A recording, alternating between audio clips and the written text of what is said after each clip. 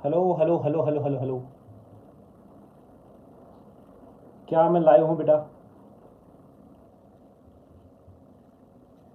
क्या मेरी आवाज़ सुन पा रहे हैं आप? Hello hello hello hello hello.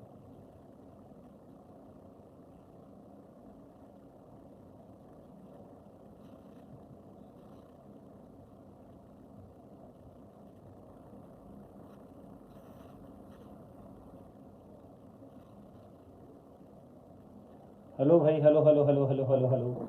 आप दिखाई दे रहे हैं भाई? अब चैट दिखाई दे रही है, मैं इधर भी देख पा रहा हूँ। कैसे चल रही है पढ़ाई बेटा? कैसे चल रही है पढ़ाई?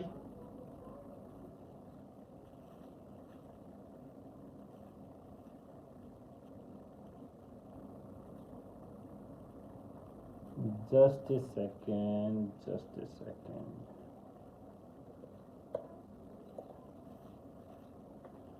नई चीज़ें सभी सीखने में समय तो लगता ही है ना। Hello hello hello hello hello hello.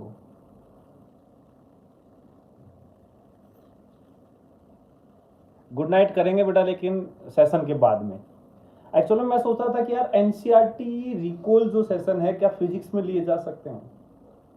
तो देखो, मैंने ऑब्जर्व किया कि यार फिजिक्स के लिए ये बहुत बेनिफिशियल हो सकता है। रीज़न, क्योंकि सबसे ज़्यादा बच्चों को प्रॉब्लम जो आती है ना, वो क्या आती है कि क्वेश्चन को पढ़ने के बाद में ये समझ ही नहीं आता कि मैं क्या फॉर्मूला लगाऊं, क्या कंसेप्ट लगाऊं। क्योंकि अचानक से दिमाग में चीज़ें नहीं आती, वो सॉल्यूशन देखते हैं तो अरे यार ये तो मैं कर सकता था।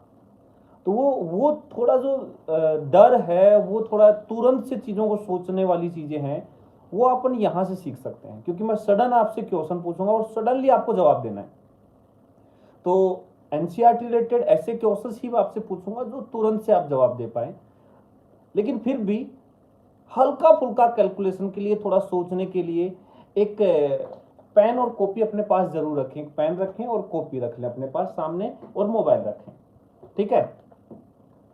तो बहुत जबरदस्त सेशन होने वाला है। स्टार्ट हम जो कर रहे हैं क्लास 12th में, जो चीजें मैंने पढ़ा दिया है स्मार्ट वन शॉट में, उसी से मैं शुरू करूंगा क्वेश्चंस पूछना। और इसी सीक्वेंस में आगे बढ़ेंगे। तो अपन आज फोटो इलेक्ट्रिक इफेक्ट वाला, एटम वाला, ये मॉडर्न फिजिक्स वाले जो कंसेप्ट हैं वो उठाने वाले हैं, उनसे आपसे क्वेश्चन पूछने वाले हैं। जल्दी से बताइए, क्या सभी लोग तैयार हैं? क्या सभी लोग तैयार हैं? हाँ भाई, जल्दी से बताइए, क्या सभी लोग तैयार हैं? Yes yes yes. क्या बात, क्या बात है। ड्यूरेशन क्या है देखो, जितने देर तक आप जवाब दे सकते हो, जितनी देर तक मैं क्वेश्चन पूछ सकता हूँ। आज पहला सेशन है, सडनली सेशन हुआ है, तो ज़्यादा नहीं पूछूंगा। लेकिन इसी में पता लगता है कि आप एक्चुअल में कितना कितना ध्यान से पढ़ते हैं चीज़ें। क्या आपने जो हम पढ़ा रहे हैं वो कवर भी कर रहे हो या नहीं कर रहे हो, या फिर अभी भी मटर गश्ती चल रही है, थोड़ा सा पता लगेगा। तो सडन इवेंट इसीलिए लगवा लिया मैंने आज, है ना? चलो शुरू किया जाए, शुरू किया जाए। मॉडर्न फिजिक्स से करते हैं स्टार्ट। मॉडर्न फिजिक्स से, जिसमें हम फोटो इलेक्ट्रिक इफेक्ट से स्टार्ट करेंगे। तो सबसे पहले फोटोन के बारे में बात करते हैं। पार्टिकल नेचर के हिसाब से फोटोन जो होता है, उसकी एनर्जी कैसी होती है? मतलब कोई भी मतलब एनर्जी जो होती है वो कंटिन्यूअस फॉर्म में होती है या फिर डिस्क्रीट फॉर्म में होती है, according to particle nature of light. Light की जो एनर्जी है वो क्वांटाइज होती है, मतलब कुछ फिक्स एनर्जी के फॉर्म में होती है, या फिर कंटिन्यूअस एनर्जी होती है, डिस्क्रीट एनर्जी होती है, या फिर मैं कहूँ क्वांटाइज्ड होती है। क्वांटाइज्ड होती है, पैकेट्स के फॉर्म में होती है। Very good, very good. Packets के फॉर्म में होती है। और इन्हीं एनर्जी के पैकेट्स को हम क्या बोलते हैं? इन्हीं एनर्जी के पैकेट्स को हम क्या बोलते हैं? इन्हीं एनर्जी के पैकेट्स को हम क्या बोलते हैं? फोटोन। फोटोन, क्वांटा या फोटोन, बिल्कुल बिल्कुल, क्वांटा भी बोल देते हैं या फोटोन बोलते हैं। अच्छा, कोई बता सकता है फोटोन जो होता है वो कितनी स्पीड से चलता है? स्पीड क्या होती है फोटोन के मूवमेंट की स्पीड? ये क्वेश्चन नीट 2024 में पूछे हुए हैं। स्पीड ऑफ फोटोन क्या होती है? स्पीड ऑफ लाइट के बराबर होती है, स्पीड ऑफ लाइट के बराबर होती है। बिल्कुल बिल्कुल बिल्कुल। क्या नंबर ऑफ फोटोन कंजर्व रहते हैं? क्या हम बोल सकते हैं कि किसी भी एक कोलिजन के दौरान नंबर ऑफ फोटॉन्स कंजर्व रहते हैं? क्या conservation of number of photons लगाया जा सकता है? हाँ, फंस गए कुछ लोग, फंस गए कुछ लोग, फंस गए। नहीं, नंबर ऑफ फोटोन कंजर्व नहीं रहते हैं। जब भी फोटोन जाकर के इलेक्ट्रॉन से टकराते हैं तो वो एब्जॉर्ब हो जाते हैं। तो फोटोन का कंजर्वेशन कहां हुआ? नंबर ऑफ फोटॉन्स कम भी हो सकते हैं और बढ़ भी सकते हैं। बढ़ेंगे कब? जब कोई इलेक्ट्रॉन एनर्जी रिलीज करेगा इन फॉर्म ऑफ लाइट तो वो फोटोन होगा। रेडिएशन एनर्जी रेडिएट करेगा तो वो होगा। हाँ, एनर्जी कंजर्व कर सकते हैं, नंबर ऑफ फोटोन कंजर्व नहीं कर सकते। जब भी कोलिजन होगा फोटोन का इलेक्ट्रॉन से तो एनर्जी कंजर्व रह सकती है, मोमेंटम कंजर्व रह सकता है, लेकिन नंबर ऑफ फोटोन कंजर्व नहीं रहते हैं। चलो बताओ, एक छोटा सा क्वेश्चन। एक फोटोन है जिसकी एनर्जी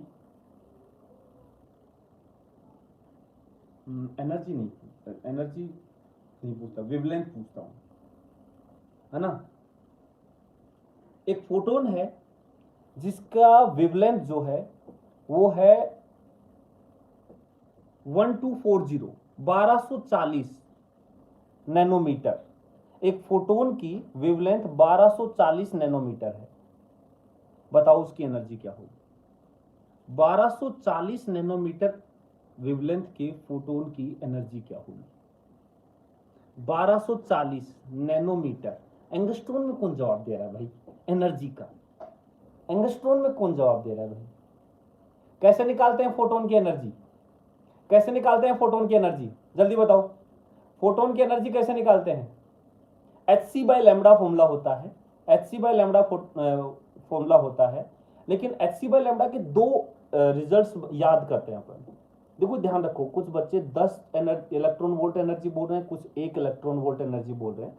ध्यान से समझना, यदि हमें लैम्डा एंगस्ट्रॉम में दिया होता है तो हम 12400 अपॉन लैम्डा यूज करते हैं, एंगस्ट्रॉम में लैम्डा रखते हैं 12400 अपॉन लैम्डा इन एंगस्ट्रॉम। वहीं नैनोमीटर के लिए हम कौन सा यूज करते हैं? 1240 बटे लैम्डा। तो मैंने लैम्डा नैनोमीटर में दिया था 1240, तो वो कैंसिल होकर के 1 इलेक्ट्रॉन वोल्ट एनर्जी आ जाएगी। ठीक है, कितना आ जाएगा? 1 इलेक्ट्रॉन वोल्ट। ओके, क्वेश्चन थोड़ा सा अलग क्वेश्चन। एक इलेक्ट्रॉन है जिसको हमने 10 वोल्ट से एक्सेलरेट किया है। ध्यान से सुनना, एक इलेक्ट्रॉन को 10 वोल्ट पोटेंशियल डिफरेंस से एक्सेलरेट किया है। काइनेटिक एनर्जी कितनी होगी? काइनेटिक एनर्जी कितनी होगी बताओ? काइनेटिक एनर्जी कितनी होगी? 10 इलेक्ट्रॉन वोल्ट, 10 इलेक्ट्रॉन वोल्ट। अब थोड़ा सा डिफिकल्ट क्वेश्चन आने वाला, थोड़ा सा, बहुत ज्यादा नहीं। एक अल्फा पार्टिकल को 20 वोल्ट से एक्सेलरेट किया गया। एक अल्फा पार्टिकल को 20 वोल्ट से एक्सेलरेट किया गया, इसकी काइनेटिक एनर्जी क्या होगी? एक अल्फा पार्टिकल को 20 वोल्ट से एक्सेलरेट किया गया, इसकी काइनेटिक एनर्जी क्या होगी? सोचो सोचो, जवाब कम हो गए भाई, जवाब कम हो गए। 20 वोल्ट से एक्सेलरेट करेंगे अल्फा पार्टिकल को, 20 इलेक्ट्रॉन वोल्ट नहीं, 80 नहीं, 40 इलेक्ट्रॉन वोल्ट।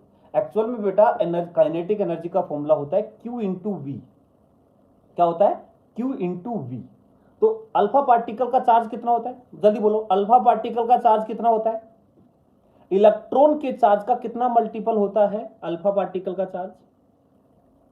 अल्फा पार्टिकल का चार्ज इलेक्ट्रॉन के चार्ज का कितना गुना होता है? डबल होता है, डबल, 2e। तो एक इलेक्ट्रॉन को 20 वोल्ट से भगाओगे 20 इलेक्ट्रॉन वोल्ट, लेकिन एक अल्फा पार्टिकल को 20 वोल्ट से भगाओगे 40 इलेक्ट्रॉन वोल्ट एनर्जी। कितनी होगी? 40 इलेक्ट्रॉन वोल्ट। क्या ये बात क्लियर है? क्या ये बात क्लियर है?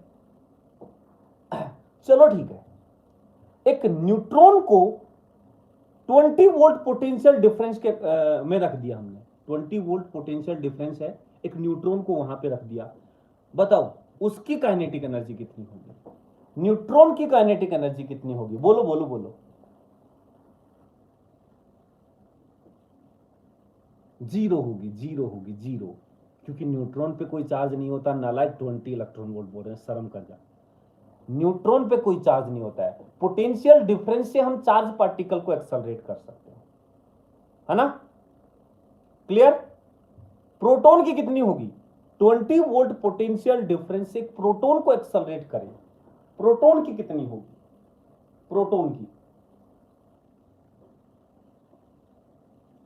प्रोटॉन की एनर्जी कितनी होगी, 20 electron volt, 20 electron volt, 20 electron volt, ठीक है।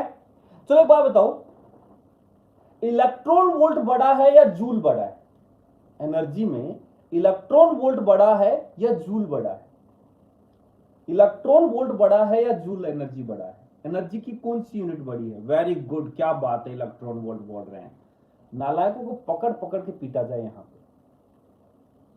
लाइव ले रहा हूं, यहीं पीटूंगा मैं नालायक। जूल बहुत बड़ी यूनिट है इलेक्ट्रॉन वोल्ट से, इलेक्ट्रॉन वोल्ट बहुत छोटी यूनिट होती है एनर्जी की, जूल बड़ा होता है। जल्दी बताओ इलेक्ट्रॉन वोल्ट और जूल में क्या रिलेशन होता है, इलेक्ट्रॉन वोल्ट और जूल में, मान लो एनर्जी हमें इलेक्ट्रॉन वोल्ट में दे रखी है, तो जूल में कैसे कन्वर्ट करेंगे, इलेक्ट्रॉन वोल्ट में एनर्जी दे रखी है, जूल में कैसे कन्वर्ट करेंगे, बोलो, इलेक्ट्रॉन वोल्ट में एनर्जी दे रखी है, जूल में कैसे कन्वर्ट करेंगे,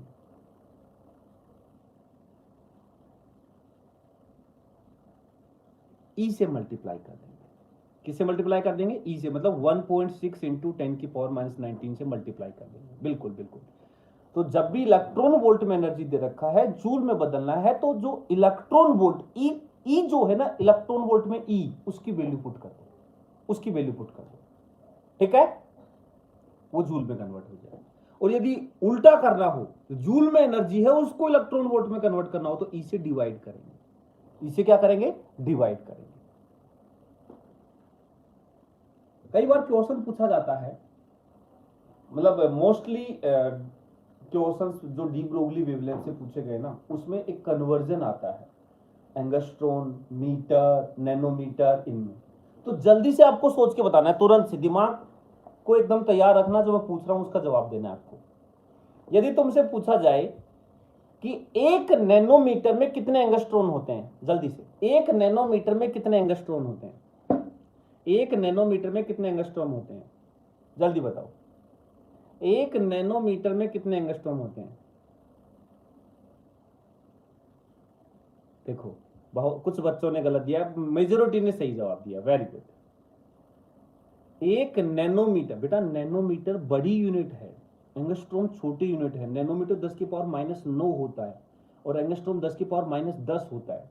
तो सबसे पहले जब भी ऐसा जवाब दो तो सोचो छोटा और बड़ा, क्योंकि देखो मीटर सेंटीमीटर हमें अच्छे से याद होता है, सेंटीमीटर छोटा है तो उसका नंबर बड़ा हो जाता है, एन इंटू यू का प्रोडक्ट होता है ना, यूनिट छोटा करोगे नंबर बड़ा हो जाएगा, यूनिट बड़ा करोगे नंबर छोटा हो जाएगा। तो नैनोमीटर से एंगस्ट्रॉम में कन्वर्ट कर रहे हैं छोटे यूनिट में, तो नंबर बड़ा आएगा ना भाई, तो इसलिए 10 टाइम्स हो जाता है, इसलिए 10 टाइम्स होता है। क्लियर, क्लियर, क्या ये बात सेट है, अच्छा। तो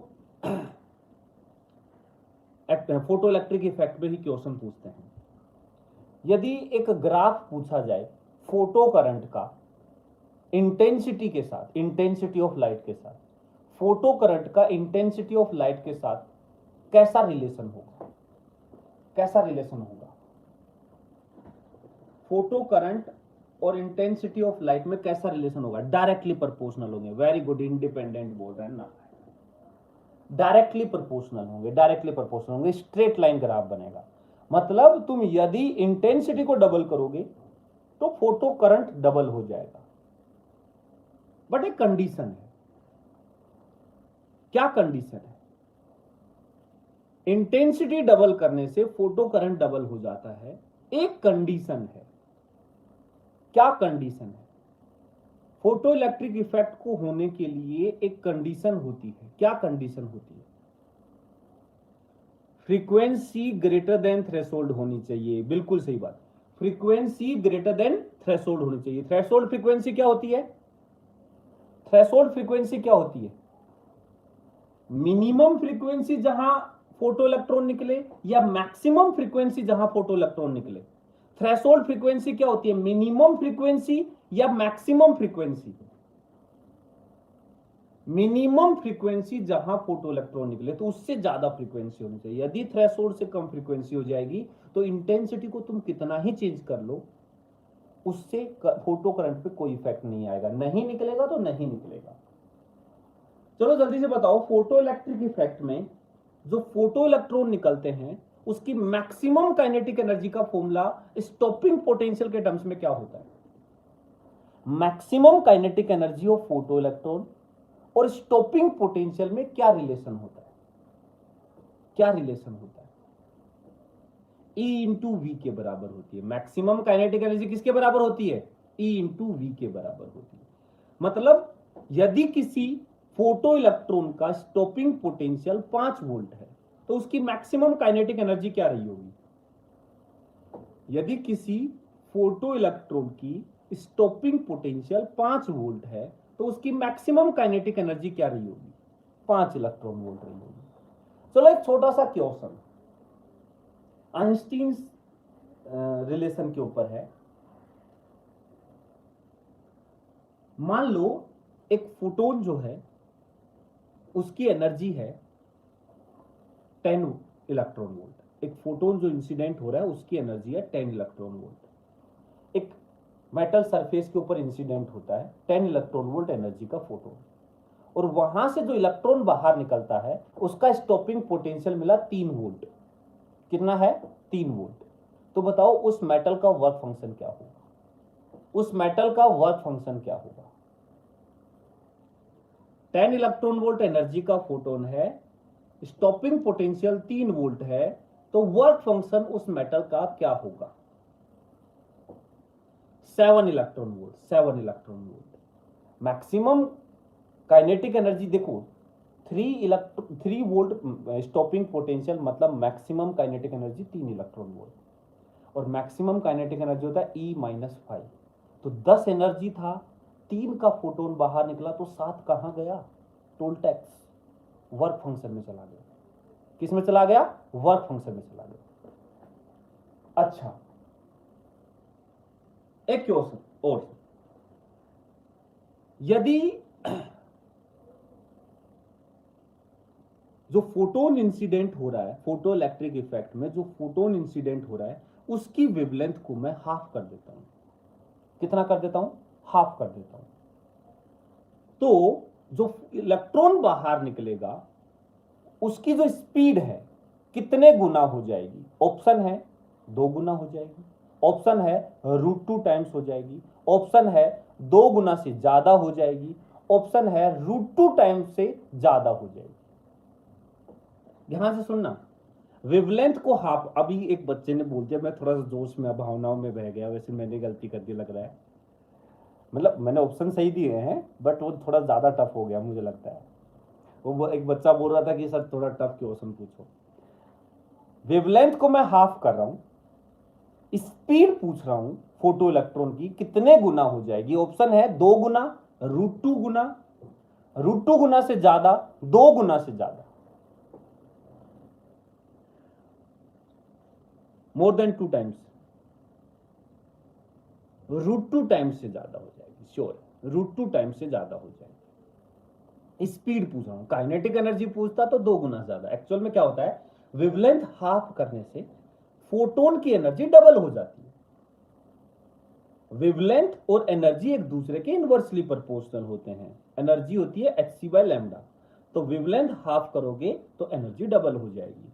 एनर्जी डबल हो जाएगी तो जो फोटो इलेक्ट्रॉन बाहर निकलेगा उसकी काइनेटिक एनर्जी डबल से भी ज्यादा होगी। ये ध्यान रखना चाहिए, बहुत काम की चीज है। काइनेटिक एनर्जी, यदि फोटोन की एनर्जी डबल करोगे तो kinetic energy of electron double से भी ज्यादा हो जाएगी। तो स्पीड √2 टाइम से ज्यादा होगी, क्योंकि kinetic energy half M V square होता है, तो √2 का स्क्वायर करोगे तो डबल से ज्यादा हो जाएगा। ठीक है, ठीक है। चलो एक क्वेश्चन डी ब्रोगली वेवलेंथ से पूछते हैं, डी ब्रोगली वेवलेंथ से पूछते हैं। डी ब्रोगली वेवलेंथ का फॉर्मूला किसके लिए वैलिड है? ऑप्शन है फोटोन के लिए, ऑप्शन है इलेक्ट्रॉन के लिए, ऑप्शन है एनी पार्टिकल, फोटोन, इलेक्ट्रॉन या फिर एनी पार्टिकल, और चौथा ऑप्शन है both for photon and particle. Option सुन लो ध्यान से, फोटोन, इलेक्ट्रॉन, एनी पार्टिकल, और ऑप्शन 4 है फोटोन एंड पार्टिकल बोथ।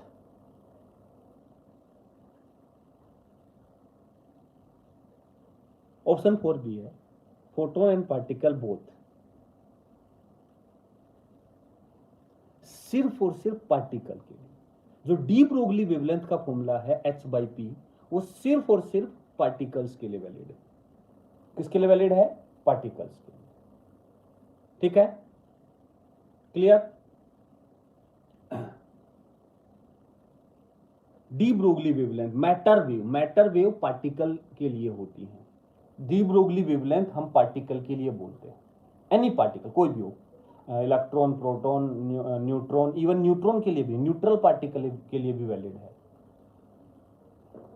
एक बात बताओ, एक इलेक्ट्रॉन है जिसको हमने 150 वोल्ट से एक्सेलरेट किया, ध्यान से सुनना, थोड़ा सा लेवल अप होता जाएगा,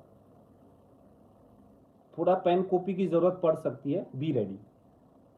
एक इलेक्ट्रॉन को 150 वोल्ट से एक्सेलरेट किया गया, एक इलेक्ट्रॉन को 150 वोल्ट से एक्सेलरेट किया गया, तो उसका डी ब्रोगली वेवलेंथ कितना होगा? After accelerating by 150 volt potential difference, what will be de Broglie wavelength of that photon, that electron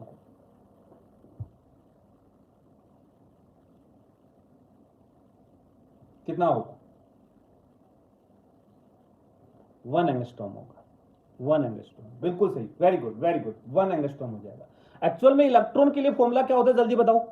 D Broglie wavelength का फॉर्मूला कैलकुलेशन के बाद क्या बन जाता है इलेक्ट्रॉन के लिए? एक्सेलरेटिंग वोल्टेज के टर्म्स में क्या बन जाता है? एक्सेलरेटिंग वोल्टेज के टर्म्स में क्या बन जाता है? 12.27 upon root V, very good very good, 12.27 upon root V, लेकिन 12.27 को रूट ओवर 150 भी लिख सकते हैं, तो पूरा रूट 150 अपॉन वी, ये फॉर्मूला हो जाता है।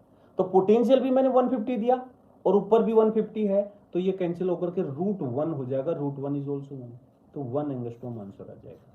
क्या आंसर आ जाएगा? 1 एंगस्ट्रॉम आंसर आ जाएगा। अच्छा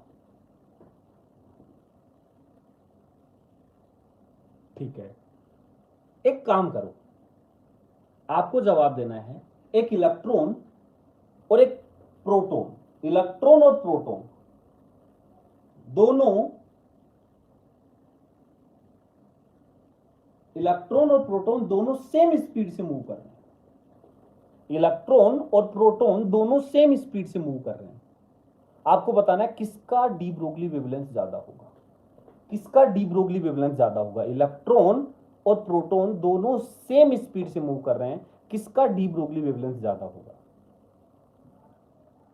बोलो बोलो बोलो, किसका डी ब्रोगली वेवलेंथ ज्यादा होगा, इलेक्ट्रॉन का या प्रोटॉन का, या same?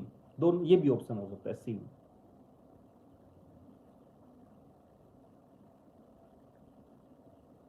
Very good very good, electron का होगा। बेटा डी ब्रोगली वेवलेंथ का फॉर्मूला होता है H/mv, H सबके लिए सेम होता है, मास इनटू वेलोसिटी। मैंने बोला कि स्पीड सेम है तो v सेम है, तो जिसका मास ज्यादा होगा उसकी डी ब्रोगली वेवलेंथ कम होगी, और जिसका मास कम होगा उसकी वेवलेंथ ज्यादा होगी, इनवर्सली प्रोपोर्शनल टू मास आ गया। तो इलेक्ट्रॉन हल्का होता है तो उसका डी ब्रोगली वेवलेंथ ज्यादा होगा। ठीक है, तो इलेक्ट्रॉन का होगा। सेम नहीं होगा बेटा, सेम नहीं होगा। अर्चना बेटा सेम नहीं होगा, बहुत से बच्चे सेम बोल रहे हैं, गलत है। चलो एक बात बताओ, एक नीट में क्वेश्चन पूछा हुआ, ईयर मुझे याद नहीं है, यदि डी ब्रोगली वेवलेंथ और मोमेंटम ऑफ पार्टिकल के बीच में ग्राफ बनाया जाए तो कैसा ग्राफ बनेगा? डी ब्रोगली वेवलेंथ और मोमेंटम के बीच में कैसा ग्राफ बनेगा? डी ब्रोगली वेवलेंथ और मोमेंटम के बीच में, मोमेंटम ऑफ पार्टिकल के बीच में कैसा ग्राफ बनेगा? रेक्टेंगुलर हाइपरबोला बनेगा, रेक्टेंगुलर हाइपरबोला। ठीक है, ठीक है, रेक्टेंगुलर हो, क्योंकि फॉर्मूला क्या होता है? H upon P.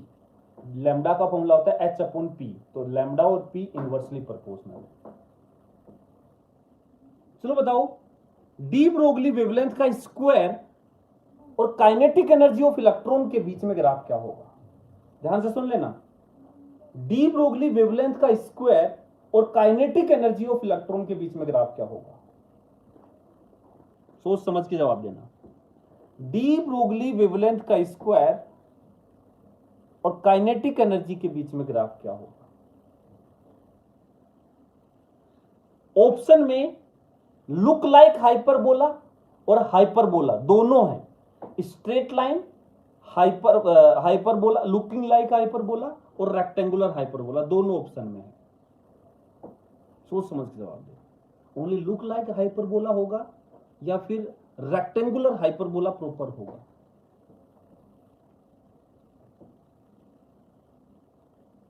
Proper rectangular hyperbola होगा, लुक लाइक हाइपरबोला नहीं होगा बेटा। Lambda is equal to H upon root over 2m kinetic energy होता है। Lambda inversely proportional to kinetic root of kinetic energy होता है। तो जब लैम्डा का स्क्वायर बोला है तो लैम्डा स्क्वायर काइनेटिक एनर्जी के इनवर्सली प्रोपोर्शनल होगा। यदि बेटा लैम्डा स्क्वायर और काइनेटिक एनर्जी में ग्राफ बनाओगे तो वो रेक्टेंगुलर हाइपरबोला बनेगा।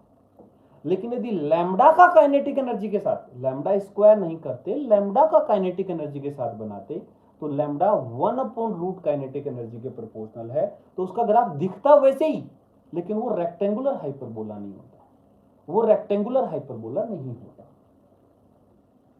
चलो एक ग्राफ से एक क्वेश्चन और दिमाग में आ रहा है मेरे को।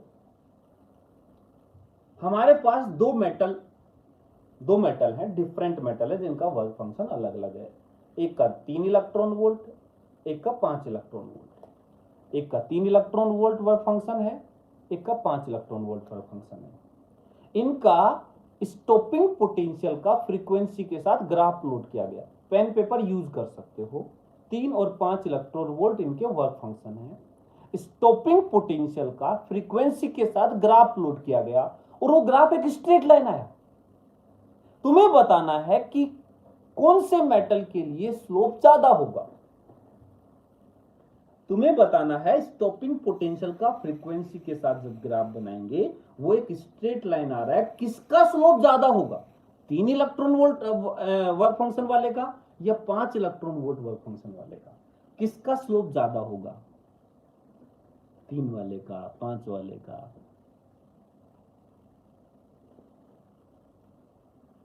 स्लोप सेम होता है नालायकों। स्लोप क्या होता है? सेम होता है। स्टॉपिंग पोटेंशियल और फ्रीक्वेंसी का जब रिलेशन लिखते हैं तो एक्चुअल में रिलेशन आता है E into V S is equal to H mu minus five. तो इसका जो स्लोप आता है वी एस का, स्टॉपिंग पोटेंशियल का, वो एच बाई ई आता है, एच अपॉन ई। एच और ई दोनों कांस्टेंट वैल्यूज हैं, तो स्लोप वर्क फंक्शन पे डिपेंड नहीं करता।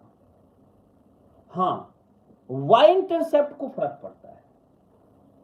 दोनों निगेटिव में कट करेंगे, लेकिन निगेटिव में नीचे कट कौन सा करेगा, ज्यादा नीचे कौन सा होगा? दोनों स्ट्रेट लाइन एक दूसरे के पैरेलल बनती है, स्लोप सेम होगा। नीचे ज्यादा कौन सी कट करेगी?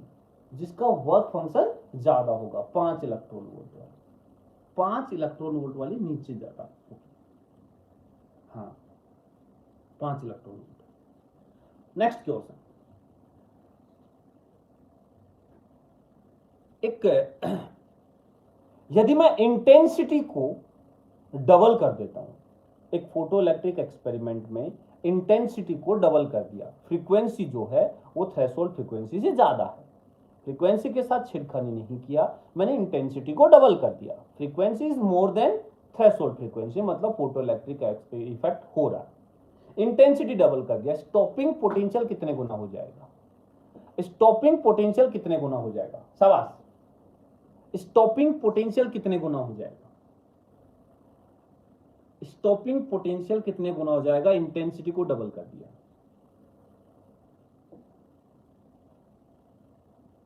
No effect, no change, no change, कुछ फर्क नहीं पड़ेगा। Stopping potential do not depends on intensity of incident radiation. Incident light की इंटेंसिटी पर stopping potential, maximum kinetic energy, ये सब डिपेंड नहीं करती। किस पे डिपेंड करती है, फ्रीक्वेंसी पे। यदि मैंने फ्रीक्वेंसी डबल कर दी तो स्टॉपिंग पोटेंशियल कितने गुना हो जाएगा। यदि मैंने फ्रीक्वेंसी डबल कर दिया, इंटेंसिटी सेम रखते हुए फ्रीक्वेंसी को डबल कर दिया, तो कितने गुना हो जाएगा stopping potential. Very good, very good, double हो जाएगा ना नालायकों, मोर देन डबल हो जाएगा। अभी बताया था मोर देन डबल हो जाएगा, डबल नहीं, more than double. Frequency double करोगे, एनर्जी डबल होगी, स्टॉपिंग पोटेंशियल या काइनेटिक एनर्जी दोनों ही डबल से ज्यादा हो जाएंगे, more than double, more than double. Clear, clear. चलो एक हाइपोथेटिकल क्वेश्चन, क्योंकि बहुत अच्छा क्वेश्चन बनाना चाहे तो एक हाइपोथेटिकल क्वेश्चन भी बनाया जा सकता है। एक हाइपोथेटिकल क्वेश्चन है कि let suppose photo electric effect wave nature को फॉलो करता है। ध्यान से सुनना मेरा क्वेश्चन, थोड़ा सा टफ क्वेश्चन होने वाला है, क्योंकि ओरल क्वेश्चन चल रहे हैं तो ओरल में मैं आपको कैसे भी फंसा सकता हूं, ठीक है। तो थोड़ा अच्छे लेवल का क्वेश्चन है। Let suppose photo electric effect जो है वो वेव नेचर ऑफ लाइट को फॉलो करता है, मान लिया, ओके। अच्छा, तो इंटेंसिटी बढ़ाने पर थ्रेशोल्ड फ्रीक्वेंसी पे क्या इफेक्ट आना चाहिए। सेम रहनी चाहिए, बढ़ जानी चाहिए, घट जानी चाहिए, या कुछ और, मतलब चौथा ऑप्शन कुछ भी बना लो। इंटेंसिटी बढ़ाने पर मैंने क्या पूछा, थ्रेशोल्ड फ्रीक्वेंसी का पूछा, किसका पूछा, मतलब क्वेश्चन में एकदम क्लियर कर देता हूं, मैं ही कंफ्यूज हो जाऊं शायद। इंटेंसिटी चेंज करने पर थ्रेशोल्ड फ्रीक्वेंसी मतलब बढ़ जानी चाहिए, घट जानी चाहिए, या कुछ फर्क ही नहीं पड़ना चाहिए, मतलब कांस्टेंट, मतलब कुछ फर्क नहीं पड़ना चाहिए क्या। यदि photo electric effect wave nature को फॉलो करता है तो according to wave nature intensity बढ़ाने पर थ्रेशोल्ड फ्रीक्वेंसी पे क्या इफेक्ट आना चाहिए। इसका जवाब होगा थ्रेशोल्ड फ्रीक्वेंसी एग्जिस्ट ही नहीं करनी चाहिए। यदि वेव नेचर फॉलो करता तो थ्रेशोल्ड फ्रीक्वेंसी नाम की कोई चीज एग्जिस्ट ही नहीं करनी चाहिए। ये स्पष्ट लिखवाया जाता है, एनसीईआरटी में लिखा हुआ है कि वेव नेचर के हिसाब से तो थ्रेशोल्ड नाम की चीज ही नहीं होनी चाहिए। उसके हिसाब से इंटेंसिटी जो है वो उससे थ्रेशोल्ड का कोई लेना देना नहीं है, एग्जिस्टेंस ही नहीं होगा उसका। मतलब आप इंटेंसिटी को कम ज्यादा करने से उसको थ्रेशोल्ड से लेना देना नहीं है, उसके अकॉर्डिंग टाइम कम ज्यादा होगा फोटो इलेक्ट्रिक एमिशन में। लेकिन प्रैक्टिकली टाइम जो होता है वो ना के बराबर होता है। प्रैक्टिकली टाइम जो होता है वो ना के बराबर। देखो तीन जो लिमिटेशंस हैं, मतलब तीन चीजों को मोस्टली वेव नेचर एक्सप्लेन नहीं कर पाया था, जिसमें से एक ये था कि एक तो थ्रेशोल्ड फ्रीक्वेंसी वेव नेचर के हिसाब से एग्जिस्ट ही नहीं करनी चाहिए थी। यदि वेव नेचर के हिसाब से हम चलते तो थ्रेशोल्ड फ्रीक्वेंसी नाम की कोई चीज या थ्रेशोल्ड वेवलेंथ नाम की कोई चीज नहीं होनी चाहिए थी। और फोटो इलेक्ट्रिक एमिशन में टाइम भी लगना चाहिए था, लेकिन प्रैक्टिकली टाइम भी नहीं लगता है, ठीक है, बहुत ना के बराबर, नैनो सेकेंड में टाइम लगता है। बिल्कुल बिल्कुल बिल्कुल। हाँ, एक और चीज, यदि मान लो photo electric effect wave nature के हिसाब से होता, एक फिर से हाइपोथेटिकल क्वेश्चन, तो इंटेंसिटी बढ़ाने पर स्टॉपिंग पोटेंशियल पे क्या इफेक्ट आता। इंटेंसिटी बढ़ाने पर स्टॉपिंग पोटेंशियल पे क्या इफेक्ट आता। हाइपोथेटिकल क्वेश्चन है, बन सकता है ऐसा क्वेश्चन। कई बार ऐसा क्वेश्चन बनते हैं जिसमें हाइपोथेटिकली कुछ भी वो करवाता है। जैसे एक बार जेई में आ गया था निगेटिव रिफ्रैक्टिव इंडेक्स का, बिल्कुल बन सकता है, ऐसे नीट में बना सकता है। इंटेंसिटी बढ़ाने पर स्टॉपिंग पोटेंशियल पे क्या फर्क पड़ना चाहिए। नो इफेक्ट, इंक्रीज, मोस्टली बोल रहे हैं नो इफेक्ट। मैं समझाता हूं, ध्यान से सुनना मेरी बात, ये बताया हुआ है बल्कि क्लास में। बेटा जब इंटेंसिटी बढ़ाते हैं तो अकॉर्डिंग टू वेव नेचर के हिसाब से इंटेंसिटी बढ़ने का मतलब है ओसिलेशन, इलेक्ट्रॉन के ओसिलेशन का एम्पलीट्यूड बढ़ेगा, इलेक्ट्रिक फील्ड की पीक वैल्यू बढ़ेगी। एक फॉर्मूला पढ़ा है इंटेंसिटी का ईएम वेव में, half epsilon not E square into C. तो इंटेंसिटी बढ़ने का मतलब है इलेक्ट्रिक फील्ड की पीक वैल्यू बढ़ना, और उसका मतलब है कि इलेक्ट्रॉन के ओसिलेशन की एनर्जी बढ़ना। तो इलेक्ट्रॉन ज्यादा एनर्जी लेकर के बाहर निकलना चाहिए, तो इस हिसाब से स्टॉपिंग पोटेंशियल बढ़ना चाहिए। ये उल्टा होता है, पार्टिकल नेचर एक्चुअल में कहता है फर्क ही नहीं पड़ता, इंटेंसिटी का स्टॉपिंग पोटेंशियल से कोई लेना देना नहीं है। तुम्हें गलत याद नहीं है, लेकिन वो तुम्हें बेवकूफ बना सकता है। वेव नेचर का रिजल्ट इसका उल्टा होता है। वेव नेचर कहता है कि इंटेंसिटी का इफेक्ट स्टॉपिंग पोटेंशियल पे पड़ना चाहिए, बट नहीं पड़ता है। तो यही तो हमें दिमाग को रखना है भाई। देखो चीजों को एक होता है चीजों को रट लिया हमने, बस रट के बैठ गए और थोड़ा सा भी घुमाया हम फैल गए। एक होता है चीजों को समझना लॉजिक के साथ कि क्यों वेव नेचर में इस चीज की दिक्कत है। वेव नेचर कहता है कि इंटेंसिटी बढ़ाने पर इलेक्ट्रिक फील्ड की पीक वैल्यू बढ़ेगी, तो इलेक्ट्रॉन के ऑसिलेशन की एनर्जी बढ़ेगी, और इलेक्ट्रॉन ज्यादा एनर्जी से ऑसिलेट करेगा तो ज्यादा एनर्जी लेकर के बाहर निकलेगा, तो उसका स्टॉपिंग पोटेंशियल ज्यादा होना चाहिए। बट प्रैक्टिकली देखा गया कि इंटेंसिटी का स्टॉपिंग पोटेंशियल पे कोई इफेक्ट नहीं पाया जाता है। प्रैक्टिकली ये होता है कि कोई इफेक्ट नहीं पाया जाता है। बट मैंने तुमसे एक हाइपोथेटिकल क्वेश्चन पूछा था, बोलो मजा आया नहीं आया? बोलो मजा आया नहीं आया? क्या कंसेप्ट क्लियर दिमाग में बैठ रहे हैं बेटा? क्या ये वाले कंसेप्ट दिमाग में क्लियरली बैठ रहे हैं? हो सकता है बहुत सी चीजें हम थोड़ा सा इग्नोर करते हैं, लेकिन उन्हीं से क्वेश्चन बन सकता है। तो एनसीईआरटी रिकॉल लेने का मेरा मेन मोटिव यही है कि आप जो चीजें छोड़ देते हैं ना, और यदि वहां से क्वेश्चन बन गया तो कैसे करोगे, तो उसके लिए समझना, एक अंडरस्टैंडिंग होनी चाहिए कंसेप्ट को समझने में, है ना? तो कैसा लगा ओवरऑल? अब बताओ एनसीईआरटी रिकॉल फिजिक्स में पॉसिबल है या नहीं है? बोलो बोलो बोलो बोलो बोलो। फिर कब मिल रहे हैं अपन? सरप्राइजली मिलेंगे, लेकिन इस बार बता करके।